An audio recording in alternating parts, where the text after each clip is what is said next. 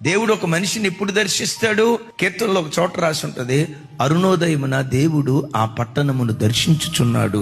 దైవజనమా, ఎంత అలసిపోయినా రాత్రి 11ంటికి పండుకో, 12ంటికి పండుకో, ఒక దైవికమైన క్రమాన్ని అలవాటు చేసుకో. 5 గంటల లోపు నీ పడకల మీద నుంచి లేచి ఆకాశ పక్షులు తమ కంఠ ధ్వని దేవునికి వినిపించక మునిపే, మనుషులెవరూ తమ కంఠ ధ్వని దేవునికి వినిపించక మునిపే, నమాజ్ శబ్దం ఇంకా వినిపించక మునిపే నీ ఇంటిలో నుండి నీ కంఠ ధ్వని ఆకాశమందలి దేవునికి వినిపించదువుగాక. అలా నువ్వు వినిపిస్తే ఒక మాట అంట, నీ ఆత్మదీపం ఎందుకు ఆరిపోతుంది? నువ్వు నిరంతరం మండే వ్యక్తిగా ఉంటావు. నీవు మండటం కాదు, నీ ఇంటి వారిని అందరినీ మండించే ఒక జ్యోతిగా దేవుని కొరకు నువ్వు నిలవబడతావు. జ్ఞానులతో సహవాసం చేసేవాడు జ్ఞాని, దేవునితో సహవాసం చేసేవాడు దేవుని వంటివాడిగా మార్చబడతాడు. దేవుని వంటివాడిగా మార్చబడతాడు.